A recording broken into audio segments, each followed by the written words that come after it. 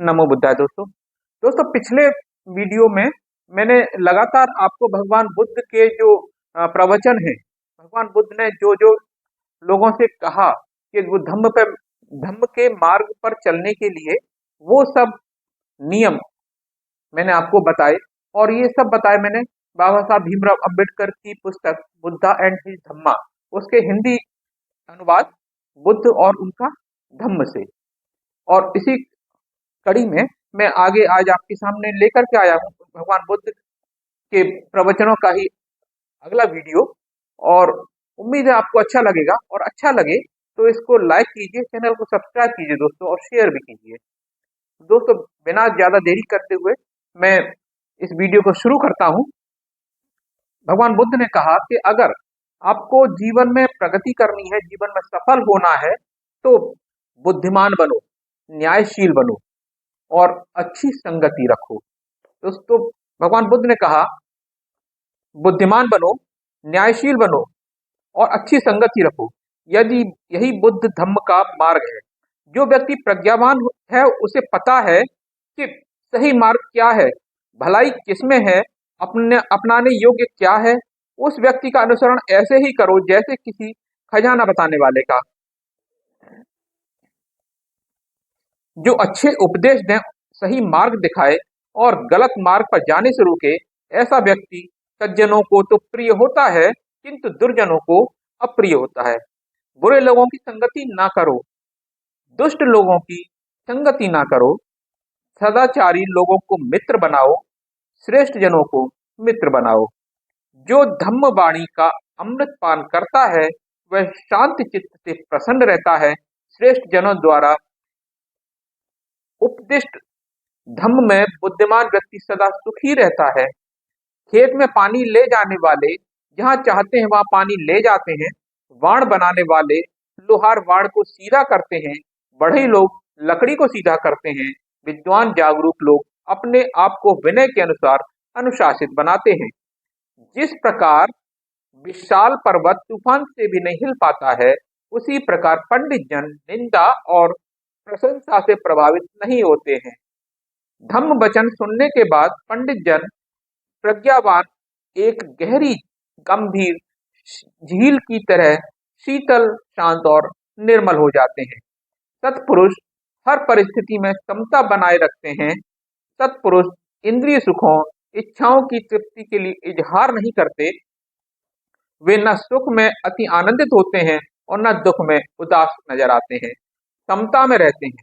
जब अज्ञानी नासमझ व्यक्ति मन, वाणी, शरीर से बुरे कर्म करता है तो शुरू में क्षणिक सुख को पाकर उसे शहद की तरह मीठा समझता है, किंतु बुरे कर्मों का परिणाम मिलता है तो दुख के सिवाय कुछ नहीं मिलता है। वह अपने किए गए बुरे कर्मों से आग की तरह जलता रहता है। जागने वाले के लिए रात लंबी होती है दोस्तों, जागने वाले के लिए रात लंबी होती है। थके हुए के लिए मार्ग का योजन लंबा होता है। सच्चे धम्म को न जानने वाले मूढ़ नासमझ व्यक्ति के लिए जीवन लंबा होता है। विचरण करते समय जीवन में यदि अपने से श्रेष्ठ या समान व्यक्ति न मिले तो गलत संगति के बजाय अकेले ही जीवन पथ पर विचरण करें। मूर्ख से मित्रता, मूढ़ की संगति ठीक नहीं है। यह मेरा पुत्र है, यह मेरी संपत्ति है, धन है। बार बार यही सोचकर अज्ञानी नासमझ परेशान होता है। जब शरीर ही अपना नहीं तो कहाँ पुत्र, कहाँ धन और उसका अपना होगा। अकेले रहना अच्छा है, मूर्ख की संगति अच्छी नहीं।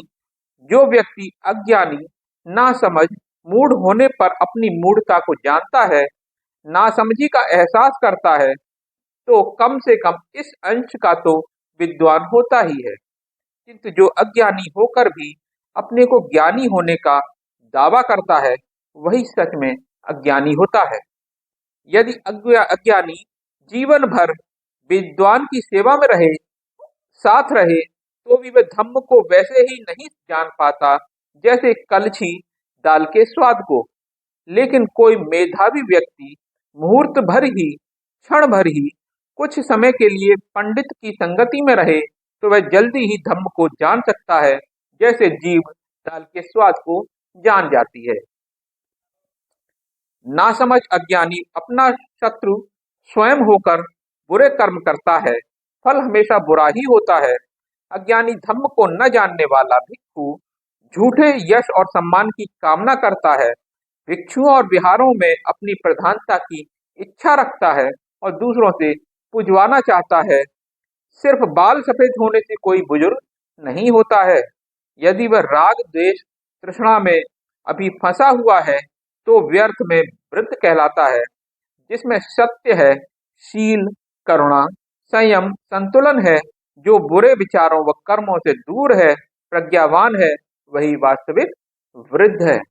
अधिक बोलने, भाषण, व्याख्यान देने या रंग रूप से सुंदर होने से ईर्ष्यालु, कंजूस, बेईमान व्यक्ति आदरणीय सम्माननीय नहीं हो जाता है। जिसके ये सब दुर्गुण जड़ से खत्म हो जाते हैं, जब वह तृष्णा, मोह, घृणा से मुक्त हो जाता है तथा बुद्धिमान होता है, तो वह आदरणीय कहलाता है। बहुत बोलने, कथाएं सुनाने, लंबे भाषण देने से कोई व्यक्ति पंडित नहीं होता है। जो क्षमाशील है, जो घृणा और भय से मुक्त है, वही पंडित कहलाता है। बहुत बोलने, धार्मिक ग्रंथों का पाठ करने तथा कथा वचन करने से कोई धर्माचार्य, धम्मधारी नहीं होता है, किंतु जो थोड़ा भी सुनकर धम्म का आचरण करता है और जो धम्म प्रचार में प्रमाद, असावधानी, आलस नहीं करता है, वह धम्मधर और धम्म का ज्ञाता होता है। यदि कोई व्यक्ति धन, बल, हिंसा से किसी से कोई काम करा लेता है तो उससे वह न्यायी नहीं माना जाता है। जो धम्म और अधम्म की पहचान रखता है, जो बुद्धिमान, प्रज्ञावान है, बल्कि जो धन बल के प्रभाव की बजाय धम्म के मार्ग पर चलते हुए दूसरों को सही मार्ग दिखाता है, ऐसे विज्ञ, बुद्धिमान, ज्ञानवान को न्यायी कहा जाता है। तो दोस्तों, ये थे प्रवचन भगवान बुद्ध के।